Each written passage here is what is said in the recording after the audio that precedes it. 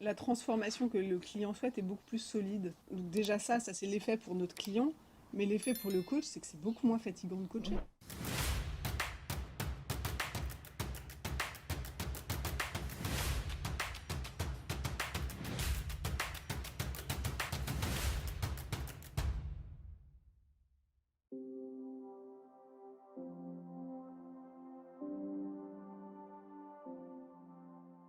Il y a quelques années, on a fait une formation en team coaching et pendant toute cette formation, en fait, on était focalisé sur faire d'abord un diagnostic des problèmes de l'équipe et le coaching d'équipe se déroulait autour des problèmes, autour des situations qu'ils rencontraient qui étaient un challenge pour elles. Et en fait, tout au long de la formation, je perdais complètement mon énergie, ça me drainait et puis je voyais pas bien où était ma place ici par rapport au coaching tel que j'avais été formée aux États-Unis au Canada. Et c'était pas cette approche-là que nous, on voulait mettre dans le monde en accompagnant des équipes, parce que profondément, on est convaincu que c'est en allant chercher aussi qu'est-ce qui fonctionne bien et de mettre notre attention sur ce qui était déjà présent, de continuer à construire là-dessus. Et donc, on voulait continuer à faire le coaching d'équipe, mais on voulait le faire d'une façon qui nous ressemblait plus et qui était plus en accord aussi avec la formation qu'on a eue en Amérique du Nord en coaching.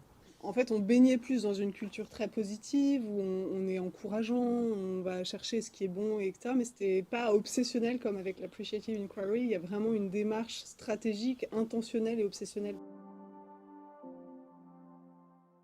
Je pense que quand on est coach, il faut qu'on soit vigilant à être coach à partir du moment où on pousse la porte chez le client. Qu'est-ce que j'amène chez mon client quand j'y vais avec l'intention de poser un diagnostic? Et puis ça amène une autre énergie, et c'est ce que les clients très souvent nous disent aussi, c'est qu'ils sont étonnés du niveau d'énergie qu'ils peuvent avoir à travers les questions qu'on leur a posées.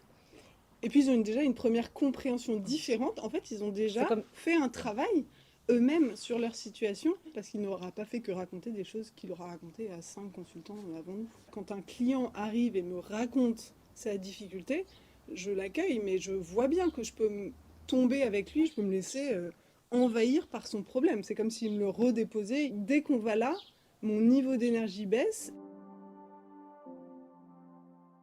je trouve que ce regard appréciatif, et c'est pas que le regard, je crois que c'est aussi une présence appréciative, une façon de regarder le problème, c'est un peu une totalité, c'est pas juste quelques outils qu'on applique chez notre client et qui vont apporter le miracle.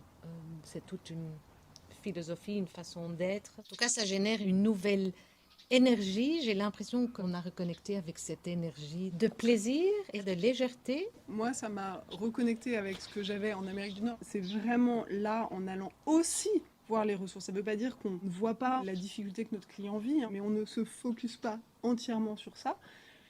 Et du coup, on ouvre un champ possible. En revenant en France, en fait, je me disais, mais mince, je suis un peu extraterrestre. Déjà, de rencontrer d'autres professionnels qui ont cette même volonté et qui réussissent aussi, je me dis, bon, on n'est pas que des extraterrestres. Plus on est nombreux à être dans cette vague appréciative, finalement, plus la transformation qu'on souhaite risque d'arriver.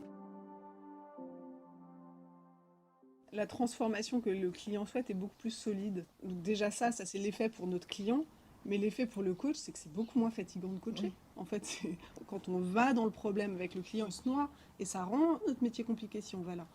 Alors que en restant avec ce recul nécessaire et en l'accompagnant à changer aussi de façon de voir sa situation, finalement, ça rend notre métier plus facile parce que notre client trouve aussi plus facilement ses ressources.